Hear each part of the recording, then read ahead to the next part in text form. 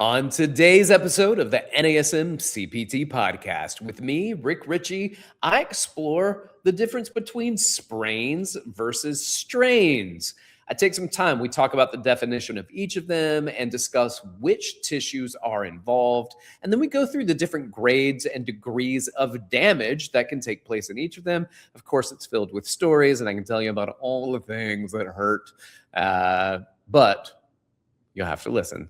Make sure that you like, follow, subscribe, and share with your fitness friends and family, and leave a 5-star review. Now, here's the episode, Strains versus Sprains. You're listening to the NASM CPT Podcast with Richey, winner of the Share Care Emmy Award for Social Storytelling and the official podcast of the National Academy of Sports Medicine. Hey, y'all, and welcome to the NASM CPT Podcast. My name is Richey, and when I was in high school, I was quite the acrobat. And there is no way for me to prove this because you'll never be able to find my old friends who will tell you, oh, yeah, Rick used to do these flips and used to do these things. But I did. And I can't prove it also because we didn't just have cameras and phones. We also just didn't have phones. All our phones were connected to walls in our house. So that's I can't prove it, but did a lot of cool acrobatic stuff. And as a martial artist who also did Chinese acrobatics, it was pretty cool, except for when I was showing off for my friends and did a little flippity flip and tore my medial meniscus. And during the surgery, the meniscus surgery, they get in there and they found that I had a torn MCL. MCL is a medial collateral ligament of the knee. It's on the medial side of the knee. And because it had a certain type of injury, the good news is that this particular tissue, this ligament, is one of the only ligaments that has a little blood supply. And so they just let it be. They hurt my knee and let it be. But a ligament, as you know, it connects two bones to each other. It connects a bone to another bone. And ligaments are the tissues that get sprained. So what is a sprain? So the difference between a sprain and a strain, and that's what we're going to talk about today. We've heard I've got a sprained ankle. I got a high ankle sprain. There is a sprain. Well, I sprained my knee. Well, what is a sprain? It is a tear in a ligament. And there are different grades and levels that we'll talk about in just a minute. But they're most often, they take place at the ankles, probably the most common. I don't know anyone who hasn't rolled their ankle and probably created an ankle sprain. Again, mine at the knee. So the most common, ankle, knee, wrist, and then the fingers and thumbs oftentimes get sprained, little ligaments that get torn in the fingers. The ankle sprain is super common. There are a lot of joints in the foot and a lot of joints in the ankle. And one simple roll of the ankle can lead to this common one called an inversion ankle sprain. So let's go over joint actions at the ankle again. So an inversion versus an eversion. Most people have never gotten an eversion ankle sprain because if you have an eversion issue, then usually that means the knees knock, and the knees are the things that get hurt, not the ankles. But an inversion, where the soles of the feet face towards each other, that is inversion. An inversion ankle sprain puts a lot of pressure on the lateral side of the ankle. So that lateral ligament complex, which stabilizes the outer ankle, that's what gets damaged, particularly what's called the anteriofibular ligament.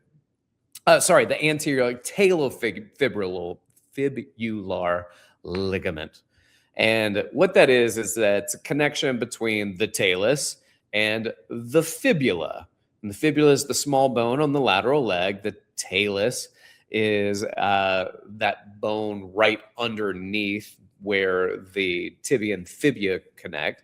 And so I've got there's anterior talofibril ligament. 70 to 90% of cases is that.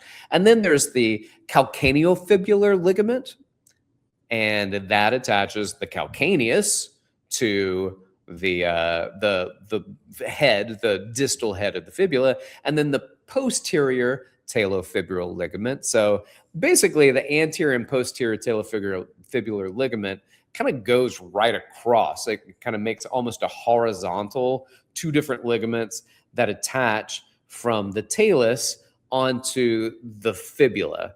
And then the calcaneal fibular ligament is almost like a cross. So it's almost like an italics uppercase T. And it makes a little oblique angle, but almost straight up and down. And so it's a little crisscross angles there, but that ATFL, the anterior talofibular ligament, 70 to 90% of all injuries. And here's what happens. You get damage at these, or damage what happened at my knee, or when I was doing this and I hurt my finger, and when I did this and I have all sorts of injuries that everybody can probably relate to. But a healthcare provider is going to go through, and they generally put a grade on the sprain. They're like, "Ooh, nice work, 100%." No, more like the grade is the, I guess you can put grade like you do in class. It's just not that objective. But a grade 1 sprain is considered a mild sprain. Grade 1 is a mild sprain, and sometimes maybe not a lot of damage at all. So maybe no tearing to the ligament. It might just be stretched, but no tear. Still can hurt. But then a grade 2 sprain, that's called moderate. Those are the moderate tear. And some people will honestly, they'll be like, okay, this is, 10%. And then I think the grade 2 sprain is literally between 20 and 90%. Don't quote me on that, but it's like a grade 2 strain. It covers a lot of ground there, but it's torn, and it's partially torn, but it's torn a little bit to like a lot, but not all the way through. And then grade 3 sprain is that ligament's torn. Like it is severed, it's detached, it's completely torn. And that one's bad. That's a bad one. And that becomes a little bit tricky. So if you're training somebody and, I don't know, let's say they roll their ankle or they hyperextend something, that they're doing a box jump and they land and they just feel like, oh, that something's just not right. Let's look at it and say, in case of emergency, what should we follow? Well, first of all, let's take care of what we can take care of here, which is basically going into the RICE protocol. RICE protocol, rest, and then ICE. So R is for rest in RICE, I is for ice, C is for compress, and E is for elevate. And then I'm going to say, usually suggested that ICE only be used between 24 and 48 hours during that initial real acute period of damage. And then they can also look at over-the-counter NSAIDs.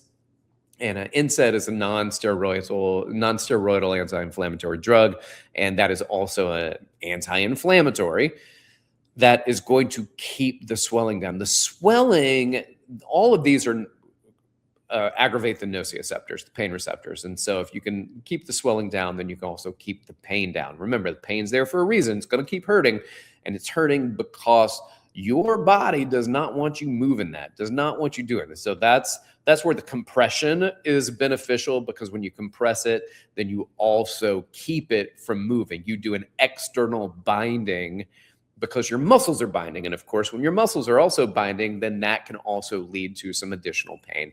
So think about that, rest, ice, compress, elevate, over-the-counter NSAIDs. If you can take them, and I'm not saying this is for you. I'm not even saying suggest this to your client. Just say, hey, if you can take over-the-counter NSAIDs and that's not harmful for you, you may want to consider doing it. Whatever you take for pain, but go see your doctor, go to the physician.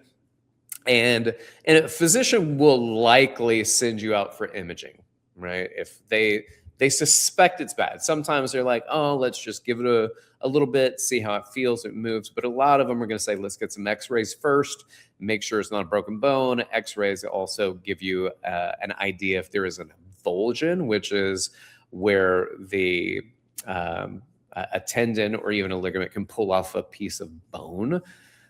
And then an ultrasound can give some information, and then potentially an MRI. All right. We're going to get to muscle strains in a moment. But first, this episode of the NASM CPT Podcast is brought to you by NASM One, the membership for trainers and coaches. Members enjoy unlimited access to hundreds of career resources.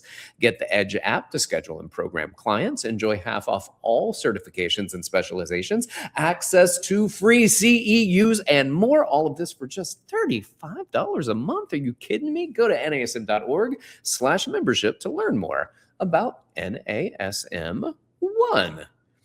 One of the most common soft tissue injuries that a person could get is a strain. A strain happens to muscles. Sprains happen to ligaments. And so a strain is a tear in the muscle fiber. Remember, muscle's made up of a bunch of fibers. So you can have a few fibers strained or torn, but the muscle itself is still highly functional. Or also can be completely dysfunctional depending on the grade or level of the strain. A strain is a tear. It's oftentimes you'll hear it referred to as a torn muscle, or people say, I pulled a muscle. So a torn muscle, a pulled muscle. And these happen a lot of places. Abdominal muscle strains. Those were go back to my acrobatics. Those were my back handspring days where strain in the abs doing some of those things, because my back handsprings, when I would do them, would be acrobatics versus like a US standard back handspring or competition standard back handspring in gymnastics. Is you would cover the length on the floor as far as basically if you laid out with your arms overhead from your feet to where your arms are, that's the distance you cover in a back handspring. In acrobatics, we oftentimes land in the same place. So if I do a back handspring, then I don't cover any distance. You can mark an X on the floor. My hands will land on that X, and then my feet will land back on that X. That means that there's some hyperextension in the back when we go through that. So I've received some abdominal strains, back strains. I know some of y'all have been through the back strain business. Careful with the sneezing situation. I remember back in the day, there was a baseball player by the name, he was decent, he's fine. His name is Sammy Sosa. He was a little Sammy Sosa. I'm just kidding. He was an amazing baseball athlete.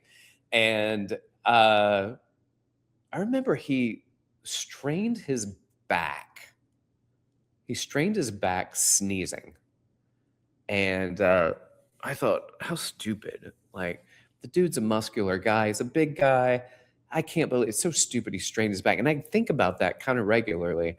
And then one day I was doing something and I was about to sneeze, but I didn't want to sneeze. So I was trying to hold it in and everything tightened. And then I sneezed anyway.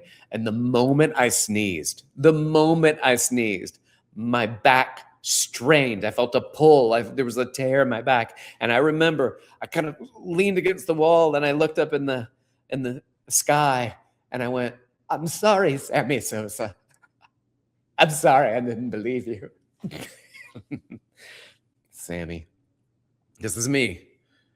This is me in my public announcement that, yes, you can get a strain from sneezing. You can strain your back. There are growing strains, Groin, not Gorwing. There are those too, but groin is the adductors, usually the smallies, the little small adductor muscles that get strained. And I've seen people do like a a Cossack squat or a lateral split squat, a lateral lunge, and strain their groin muscle because they just went too far. Also, people trying to get the center splits and then tightening their muscles, like engaging the muscles while they're doing a stretch. Remember, when you are eccentrically loaded, probably not great to tighten your muscles. And that is a severe groin strain that I've seen. Hip flexors, calves, the calf strain, hamstrings, the hamstrings. Most strains happen to muscles that cross two joints like the hamstring muscles do. Most have higher type 2 fibers like the calf and the hamstring muscles do, or the hamstrings in particular, but the calves as well. And then they occur during the eccentric muscle phase or eccentric muscle action. Some people say eccentric contraction, but a contraction itself by its name means something that is getting smaller. And if you do something eccentrically, you're lengthening. So you can't lengthen and contract. So that's why we call it the muscle action, not muscle contraction. So the eccentric muscle action, the lengthening and also engagement of a muscle. And so that can happen, and it can be very, very painful, these muscle strains, depending on the grade. Well, we'll talk about grade strains in a moment, but there are acute muscle strains, and those are things that are kind of like immediate. You pull a muscle and like boom, oh, I did something, I swung my leg, I was running, and I felt the hammy go. Chronic muscle strains are a little bit different because they are insidious, like they gradually start, and then the symptoms are also gradual, and then it is a gradual tear of the muscle by overusing it through time without giving it enough time to repair. So you got to give time to repair both of these, as strains and as sprains. They have to have time. Now, a grade 1 strain is mild. You've stretched it, you pulled it, and it's minor damage, but it's not torn through. And that's the most common type 1. Type 2, moderate muscle strain.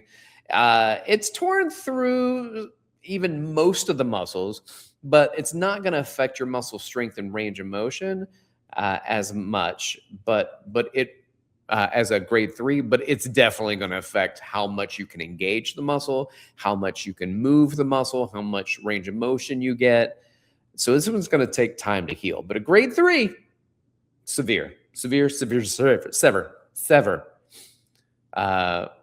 By severe, I do mean sever. I mean, it's torn all the way through. It is a complete muscle tear or a muscle rupture, and it is likely you will need surgery to repair that thing. So what do we do? What do we do when it comes to prevention of these things, muscle strain in particular we're talking about? Number one, get stronger. One of the best things that you can do is get stronger. Now, all you have to do is be careful not to actually create the strain in the process of getting stronger. And that is why it is called a progressive resistance training program. You got to start, you have to build up to it, but build up and get stronger. Also, do warm-ups.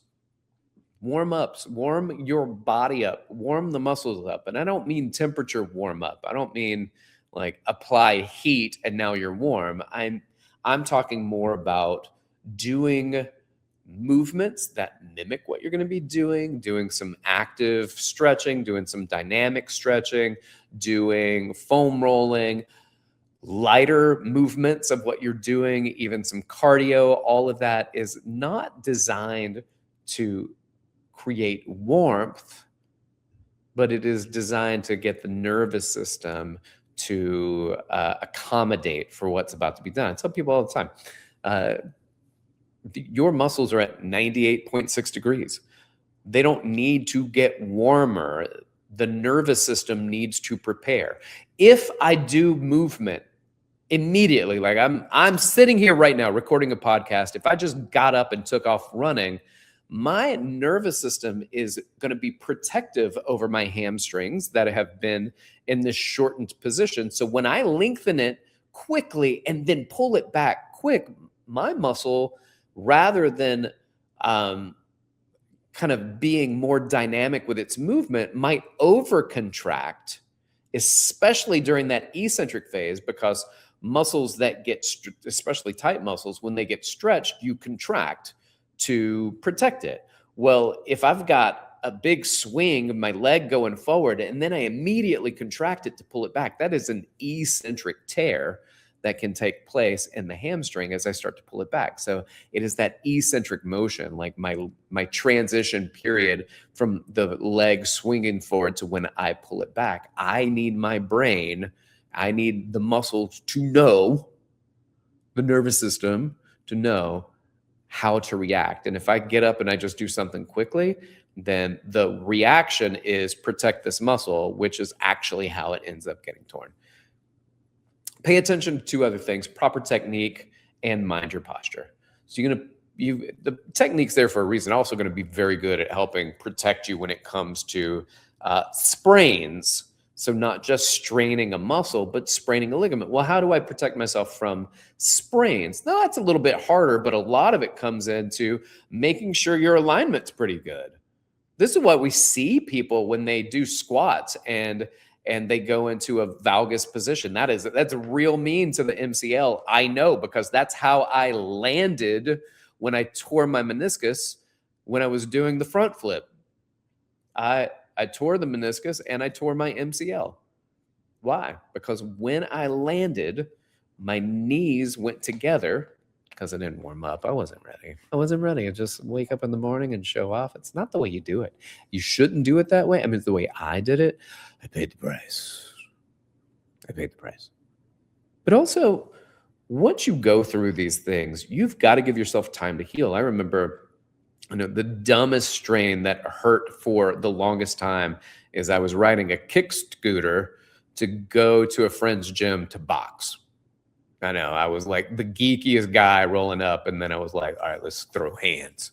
and then I did boxing. I couldn't box because I was slapping the ground trying to get there quickly, and I strained my muscle. But I had two young kids at the time. I have three now, but I had two young kids at the time, and I would play this like run and try to catch me, and I wouldn't run far. It was like, dodging a charging bull, where I wouldn't move far, but I would just move out of the way. And I'd play these with my kids, and I would re-tear that muscle, and I would re-tear it again, and I'd re-tear it again. And that wasn't a chronic calf strain. That is a repeated acute strain that I did over and over again until I told my kids, I can't play with you anymore. I can't play with you. And I haven't since they were little. And now they're 17 and 15. I just don't play with them anymore. No, that's not true. My calf got better, and we played different games until my calf was better. And when it got better, I played with him again. Don't listen to me when I tell you things like that. You can't trust that. You know this. Y'all, sprains versus strains. A sprained ligament, a strained muscle. Remember that. Thanks for listening. And thanks to my producer, Eric Sorensen. I'd like to say that you should really consider subscribing and sharing this with your fitness friends and family. And if you do not mind, leave a 5-star review and comments, because that really does help with our exposure to other people, where they can find the podcast, and that would be wonderful. All right. I want to say, if you want to reach out to me, hit me up. You can do so on Instagram at dr.rickrichey, or email me rick.richey@nasm.org. Keep inspiring people to fitness. Thanks for listening. This has been the NASM CPT Podcast.